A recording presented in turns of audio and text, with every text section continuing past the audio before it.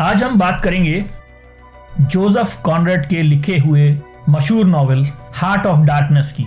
ये नॉवेल मुझे बहुत पसंद है। मुझे इस नॉवेल का नाम भी बहुत पसंद है, हार्ट ऑफ डार्कनेस, यानी कि अंधेरे का दिल, अंधेरे की बुनियाद।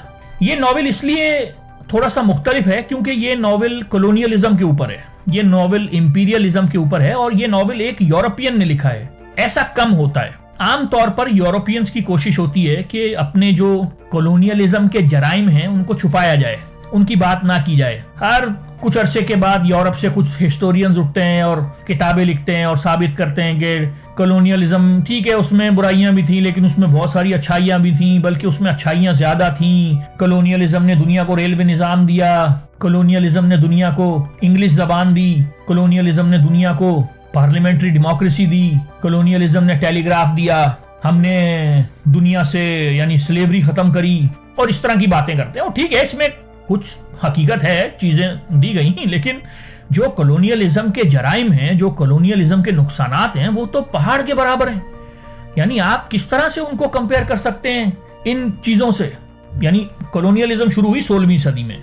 बेसिकली ये स्पेन और पुर्तगाल ने शुरू करी ईसाइयत फैलाने के लिए, क्योंकि उनके मजहब में लिखा है ना कि जो जमीन ईसाइयों के कब्जे में नहीं है उसको ईसाइयत के कब्जे में लाना आपका फर्ज है।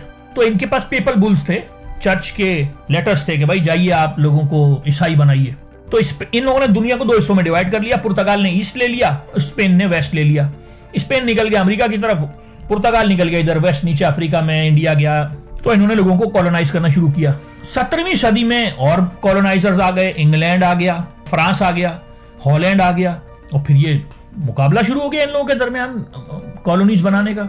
और फिर जो इन्होंने मजालिम किए हैं, मतलब कहां से उसको, अमेरिका में क्या किया, जो इंडिजिनस लोग थे, जो अस्ता बस्ता मुल्क था, अस्ता बस्ता बर्रे आजम कल्चर जबान, उनको खत्म कर दिया। साउथ अमेरिका में क्या किया, कनाडा में क्या किया, मतलब जो इंडिजिनस लोग थे, आज तक इज्तमाई कब्रें मिलती हैं कैथोलिक स्कूलों से। आज तक वो जो लोकल लोगों के बच्चों को ये बुलाते थे कि आ जाओ तुम्हें हम सिविलाइज करेंगे, जबरदस्ती उनको कैथोलिक बनाएंगे, उनको जिंदा गाड़ देते थे, आज तक कब्रें मिलती हैं। ऑस्ट्रेलिया में क्या किया एबोरिजिनल्स के साथ, कैसे उनको जंजीरों में बांध के उनकी नस्ल कशी कर दी। न्यूजीलैंड के साथ क्या किया, मतलब कहां से शुरू करें। कॉन्गो में 10 मिलियन लोग मार दिए, बेल्जियन कॉलोनी थी, यानी कॉन्गो फ्रेंच भी थी, नीचे बेल्जियन थी। सूडान में एक दिन में 10,000 आदमी मार दिए। पूरे अफ्रीका में ये लोग मेज पर बैठे और आपस में बांट लिया अफ्रीका, और वो मशीन गने लेके निकल गए और जमीन पे लकीरें मार दी। ऐसी उल्टी सीधी लकीरें मारी, वो एथनिसिटीज डिवाइड कर दी, इस तरह से किया कि वो अफ्रीकी फिर 100 साल तक आपस में लड़ते रहे। भाई एक दफा आप जमीन पे लकीर मार दो गलत, तो लोग लड़ते रहेंगे। चाइना के साथ क्या किया, सारे मिल गए उसके पोर्ट्स को लूटने के लिए। चाइना का जीडीपी दुनिया का 35% जीडीपी होता था इनके आने से पहले, 7% रह गया इनके जाने के बाद। इंडिया के साथ क्या किया, इंडिया का जीडीपी 27% होता था दुनिया का, 6% रह गया इनके जाने के बाद, या 5%। मतलब इंडिया में ब्रिटिश राज ने और कंपनी राज ने 150 मिलियन लोग कत्ल किए टोटल मिला के, यानी इनके दौर में जो फेमाइंस और ये सब मिला के, क्योंकि सारे रिसोर्सेज बाहर भेज देते थे, इनके पास बचता ही नहीं खाने को। बंटवारा यानी 1947 में पहले हफ्ते में 1 मिलियन लोग मरे राइट्स में, 1 मिलियन लोग। जलियांवाला बाग में एक दिन में 1000 बंदे स्ट्रेट फायर करके मार दिए। यानी कहां से कॉलोनियलिज्म के नुकसानात पर कहां से बात करना शुरू करें, यानी कि लोगों की जेनोसाइड करा, उनकी नस्ल कशी करी, उनका लैंड छीना, उनकी दौलत छीनी, उनका मजहब छीना, उनका कल्चर छीना, उनकी जबान छीनी, उनको जेलों में डाल के रखा, उनको सप्रेस किया। यानी ये जो इंडिया में 1857 ये जंग आजादी हुई थी, उसके बाद क्योंकि गुस्से में थे कि उसको तो रिवॉर्ड समझ रहे थे, वो इतने बंदे मारे। यानी दिल्ली के किस तरफ निकल जाओ दरख्त पे टांगते थे लाशें, ताकि इबरत का निशान बनाए, ताकि डिप्रेस हो लोग उसको देखकर। गालिब का भाई की लाश सड़क पर पड़ी रही, गालिब उठा के नहीं उसको दफना सके क्योंकि इतने हंगामे चल रहे थे शहर में। मिर्जा गालिब जो शायर थे हमारे, ये यादगार हाल ही में लिखा है उसने, हाल ही ने। मतलब कहने का ये कि उन कॉलोनियलिज्म के जो मजालिम हैं आप उस पर पर्दा नहीं डाल सकते। इसमें आप देखिए बहुत अच्छा काम यहूदी करते हैं, वो अपने हॉलोकॉस्ट को मरने नहीं देते। हर साल फिल्में बनाते हैं उस पर, हर साल उस पर किताबें छपवाते हैं, हर साल उसकी कॉन्फ्रेंसिस करते हैं, और सही करते हैं, इसमें कोई गलत नहीं है। हिटलर ने बहुत जुल्म किया, बल्कि हिटलर ने क्या किया, सारे ईसाई मिले हुए थे, मतलब ऐसे ही तो नहीं कि एक दिन हिटलर उठा उसने बंदे मारना शुरू कर दिए। सारा यूरोप खामोश में उसमें शामिल था। ये कैथोलिक चर्च ने मुआहदा किया हुआ था हिटलर के साथ। हिटलर ने, ठीक है, वो बोलता था कि मैं एथियस्ट हूँ, अपनी मेन कैंप में लिखा है कि भाई मैं अल्लाह का काम कर रहा हूँ। तो कहने का मकसद ये कि हॉलोकॉस्ट को भी जिंदा रखना चाहिए, बड़ा जुल्म किया उन पर, लेकिन उससे बड़ा जुल्म ये कॉलोनाइजेशन है जो 300-400 साल तक जारी रही, करोड़ों लोग मारे गए और इसको दबाने की कोशिश की जाती है। ठीक है, मुल्कों में ट्रूथ एंड रिकंसिलिएशन कमीशन बने हैं, थोड़ा बहुत काम हो रहा है, लेकिन जो होना चाहिए वो नहीं हो रहा। यूरोपियंस को 10 साल में कोई एक किताब लिख देता है कि जी कॉन्गो का बादशाह बड़ा जालिम था और इस तरह से उस तरह से, लेकिन जितना काम होना चाहिए वो हो नहीं रहा है। और ये किताब कॉलोनियलिज्म के ऊपर है और एक यूरोपियन ने लिखी है, इसलिए ये एक बड़ी बात है। तो आज हम इस किताब का जिक्र करेंगे। इसका नाम है हार्ट ऑफ डार्कनेस। इस नॉवेल पर बात करने से पहले एक चीज का पता होना बहुत जरूरी है। इस तारीखी वाकये को कहते हैं स्क्रैम्बल फॉर अफ्रीका। 1880 तक अफ्रीका वाहिद बर्र-ए-आज़म रह गया था, कॉन्टिनेंट रह गया था जिसको इन्होंने कॉलोनाइज नहीं किया था। बाकी सारी दुनिया पे इन्होंने कॉलोनीज बना ली थी, सिवाय उन मुल्कों के जहां पे जाहिर सी बातें नहीं बनाई थी, जैसे रशिया हो गया, या बल्कि रशिया खुद कॉलोनाइजर था। तो अफ्रीका यानी इतना बड़ा कॉन्टिनेंट है, दुनिया का दूसरा बड़ा कॉन्टिनेंट है जिसको इन्होंने कॉलोनाइज नहीं किया था 1880 तक। 16वीं सदी से कॉलोनाइजेशन शुरू हुई थी, लेकिन अफ्रीका को इन्होंने कॉलोनाइज नहीं किया था क्योंकि ये अफ्रीका जाने से डरते थे। अफ्रीका में इतने बड़े बड़े मच्छर होते हैं अफ्रीका में, यानी आज भी अगर आपको अफ्रीका के किसी डेंस इलाके में जाना हो तो बड़े इंजेक्शंस लगवाने पड़ते हैं, तो जाके आप अफ्रीका जाते हैं। उधर एक मलेरिया का निज़ाम है, उधर एक सिस्टम ही दूसरा है। तो ये 1880 तक 90% अफ्रीका आजाद था। सिर्फ कोनों पर जो पोर्ट्स हैं, जैसे ऊपर अल्जीरिया था, नीचे साउथ अफ्रीका था, इस तरह कोनों वाले जो इलाके थे उन पे थोड़ा बहुत यूरोपियंस का कब्जा था। मिडलैंड जो अफ्रीका था वो पूरा आजाद था। लेकिन 1880 में अब जाहिर सी बात है, जब पूरी दुनिया पे कब्जा कर लिया तो अब क्या करें, तो उनके सामने अफ्रीका आया। और सबसे पहले बेल्जियम, जो एक नया मुल्क बना था उस जमाने में, उसका जो बादशाह था लियोपोल्ड II, उसकी सबसे पहले नजरें गई अफ्रीका पे।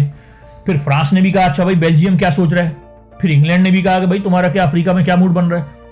तो ये जो बड़ी ताकत थी यूरोप की, इन्होंने कहा यार इस दफा हम लड़ेंगे नहीं, इस दफा हम मेज पर बैठ के फैसले कर लेंगे। यानी बहुत लड़ लिए, इधर लड़ लिए उधर, हम 200 साल से आपस में लड़ रहे हैं, मेज पर बैठो, नक्शा रखो और आपस में डिवाइड कर लो। जिसकी जो जरूरत है, जिसको पोर्ट चाहिए वो पोर्ट ले ले, जिसको मिडलैंड चाहिए वो मिडलैंड ले ले। वो निगोशिएशंस करके उन्होंने मेज पर बैठे और स्क्रैम्बल कर लिया अफ्रीका को, अपने अपने हिसाब से बांट लिया और फिर निकल गए अफ्रीका फतह करने।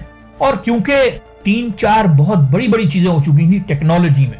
पहली तो ये कि एंटी मलेरिया बन चुकी थी, इनके पास मलेरिया की दवाई आ गई थी। ये बहुत बड़ी बात थी। पहले ये अफ्रीका जाने से डरते थे क्योंकि मलेरिया था वहां पे, अब यहां पे इनके पास एंटी मलेरिया आ गया। दूसरी चीज, इनके पास स्टीम बोट आ गई। स्टीम बोट ने तो गेम ही चेंज कर दिया ना। पहले तो आपके पास सेल बोट होती थी, आप हवाओं का इंतजार करते थे। स्टीम बोट में ये अप रिवर जा सकते हैं क्योंकि अफ्रीका का मिडलैंड जो बहुत बड़ा एरिया है, उधर समंदर ही नहीं, वो दरिया है। और तीसरा जो इनके पास बहुत बड़ा स्ट्रेटेजिक एडवांटेज था वो मशीन गन थी। आपने मशीन गन रखी और सामने जितने निहत्ते तलवार लेकर आ रहे हैं, धड़ धड़ आपने एक दिन में सूडान में 10,000 बंदे मार दिए। तो 1880 में 90% अफ्रीका आजाद था। 1910 में अफ्रीका में सिर्फ 2 मुल्क रह गए जो आजाद थे, एक लाइबेरिया क्योंकि लाइबेरिया अमेरिका का था, और दूसरा इथोपिया क्योंकि इथोपिया नीचे था, उसको स्ट्रेटेजिक एडवांटेज हासिल था, फ्रांस ने उस पर कब्जा करने की कोशिश की, लोग जंग जीत गए। बस ये 2 मुल्क रह गए, बाकी पूरा अफ्रीका 30 साल के अंदर अंदर इन्होंने कब्जा कर लिया।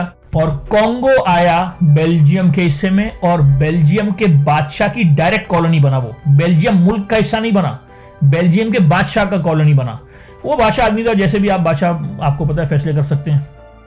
तो ये नॉवेल कॉन्गो के ऊपर है, जो कि एक बेल्जियन कॉलोनी है जो कि बादशाह की है और बादशाह कंपनीज के जरिए से इस कॉलोनी को रन करता है। इस नॉवेल का राइटर है जोसेफ कॉनरेड। जोसेफ कॉनरेड एक पोलिश आदमी था, उसकी जो मादरी जबान थी वो पोलिश थी, उसकी सेकंड लैंग्वेज फ्रेंच थी। उसने 20 साल की उम्र में आकर इंग्लिश सीखी और फिर वो इंग्लिश जबान का इतना बड़ा नॉवेल राइटर बना। ये बहुत बड़ी बात है। उसने इंग्लिश जबान में, इंग्लिश नॉवेल राइटिंग में एक नया कलर ऐड किया। जोसेफ कॉनरेड का बाप जो था, क्योंकि वो भी आज़ादी के लिए काम करता था, वो रशियन कॉलोनी में रहता था, पकड़ा गया, उसको एग्जाइल किया अंदर, मतलब साइबेरिया में तो नहीं लेकिन रशिया में बहुत अंदर उसको कैद रखा। तो ये भी जाहिर सी बात है अपने बाप के साथ रहा, तो इसको भी अंदाजा था कि जब आप कॉलोनाइज हो जाते हैं तो किस तरह की आपकी जिंदगी होती है, ये कॉलोनाइजेशन देख चुका था। खैर ये उसका बाप मर गया, मां मर गई, इसको फिर इसके अपने अंकल ने पाला, फिर ये सेलर बना। इसको शुरू से ही शौक था सेलर बनने का। इसने 20 साल तक सेलिंग करी, अटलांटिक में, पैसिफिक में, बड़ी ऊपर तक गया अपनी कंपनी में। उसके बाद जब ये 40 साल का हुआ तो सेल बोट्स का निजाम जरा नीचे चला गया और स्टीम बोट्स ईजाद हो गई।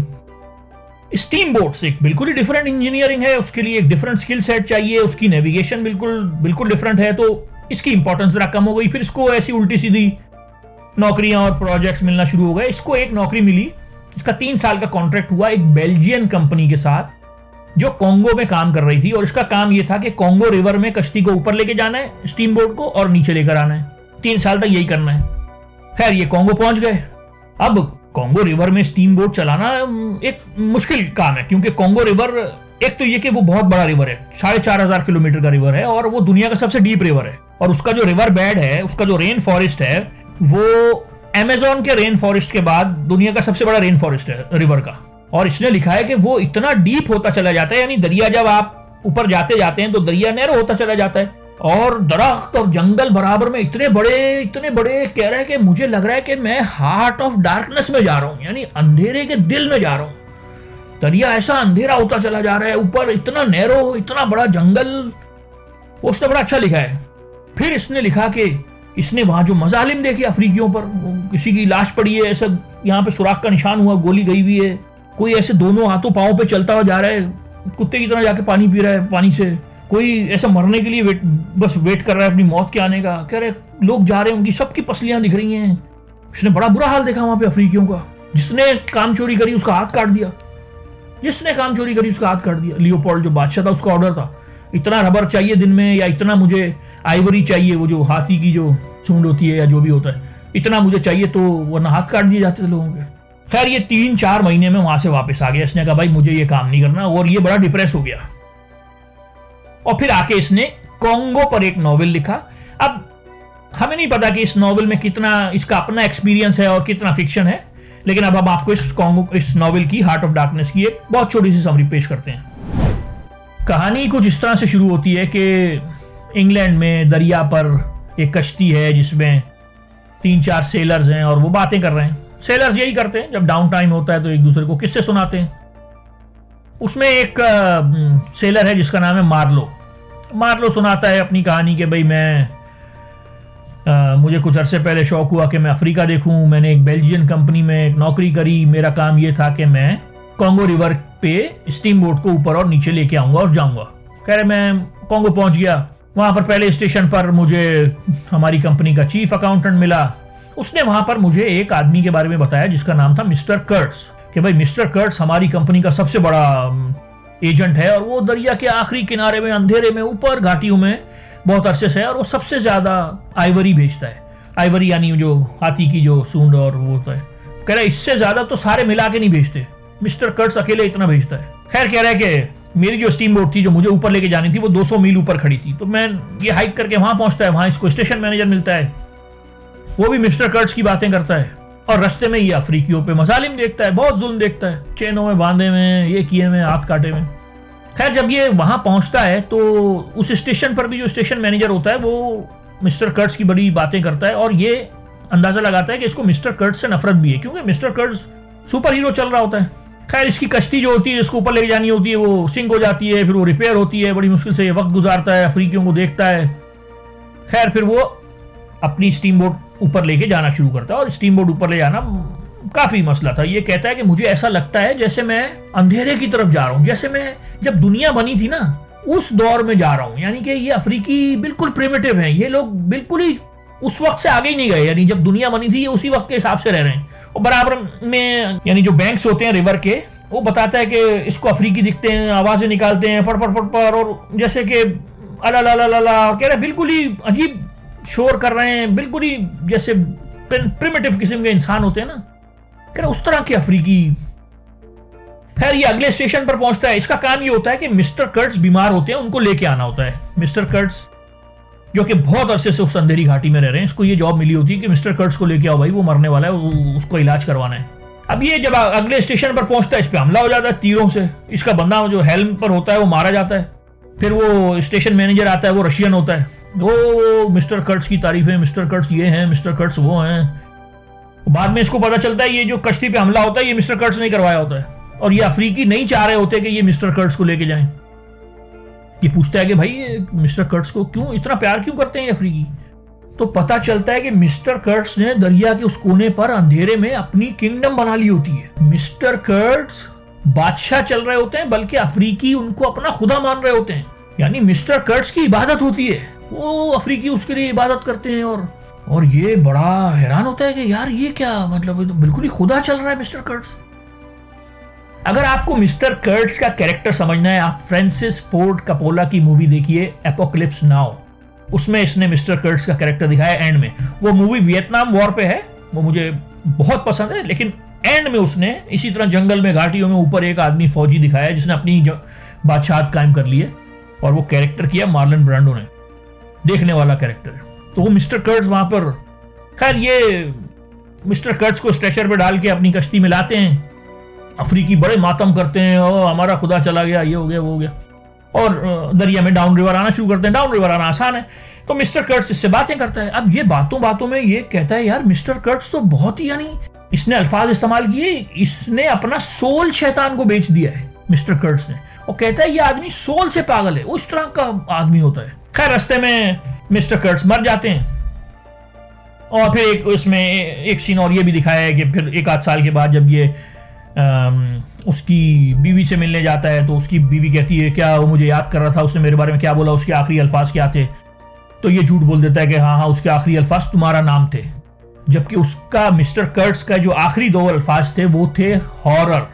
हॉरर यानी इस हॉरर, ये बड़ा मशहूर जुमला है इस नॉवेल का, हॉरर हॉरर। तो यहां पर ये नॉवेल खत्म होता है, और ये यानी मिस्टर कर्ट्स का कैरेक्टर जो है ये इंग्लिश लिटरेचर में एक बहुत अजीब कैरेक्टर है। एक अफ्रीकी नॉवेल राइटर थे बहुत मशहूर, अचीबी। उन्होंने इस नॉवेल पर काफी क्रिटिसाइज किया है। उन्होंने कहा है कि इस नॉवेल में अफ्रीकियों को बिल्कुल सही से रिप्रेजेंट नहीं किया गया, उनका कोई कैरेक्टर ही नहीं दिखाया गया, उनसे कुछ बुलवाया ही नहीं गया, उनको बिल्कुल ही प्रिमिटिव दिखाया कि वो आवाजें निकालते हैं और ये करते हैं और वो करते हैं। तो इस क्रिटिसिज्म में दम है, ये बात सही है। लेकिन जिस वक्त ये नॉवेल लिखा गया था 1899 में, उस वक्त यानी अफ्रीकियों पर मजालिम दिखाना, कॉन्गो में क्या हो रहा है ये हकीकत यूरोपियंस को बताना, ये एक बहुत बड़ी बात थी। इनका क्रिटिसिज्म भी जायज है, लेकिन जोसेफ कॉनरेड ने जो काम किया वो भी बड़ा काम था। यानी उस जमाने में यूरोपियंस को पता ही नहीं था कि ये कॉलोनियलिज्म के नाम पे हम लोग क्या कर रहे हैं। जो यूरोप की आवाम थी उनको नहीं पता था कि ये हम लोग जाकर क्या कर रहे हैं। तो उसने, मतलब मैं ये नहीं कह रहा हूं कि जोसेफ कॉनरेड को पहला आदमी था, लेकिन फिर भी उसने ये नॉवेल लिखकर लोगों तक ये मैसेज पहुंचाया कि भाई ये यूरोप जो दुनिया के 90% रिसोर्सेज पर काबिज हो गया है, इसका एक डाउनफॉल भी है। ना सिर्फ ये कि हम अफ्रीकियों पे जुल्म कर रहे हैं, हमारे लोग भी वहां जाके पागल हो रहे हैं। वो यानी जो मिस्टर कर्ट्स थे वो अजीब खुदा चल रहे थे, उन्होंने जो अपना घर बनाया था वो इंसानी खोपड़ियों का घर था। तो क्रिटिसिज्म भी जायज है। यानी आज के दौर में हम बैठ के देखें तो ये बात सही है कि यार अफ्रीकियों को कोई जबान ही नहीं दी, कोई कैरेक्टर ही नहीं दिया, कोई आदमी अफ्रीकी दिखाया ही नहीं, सिर्फ यूरोपियन के बैक स्टोरी के तौर पर अफ्रीका दिखा दिया। क्रिटिसिज्म में दम है, लेकिन दूसरी तरफ ये कि ये काम भी बहुत बड़ा किया। ये एक बहुत बड़ा स्टेप फॉरवर्ड था इंपीरियलिज्म और कॉलोनियलिज्म के खिलाफ। तो आप भी ये नॉवेल पढ़िए और आपकी क्या राय है हमें जरूर बताइएगा।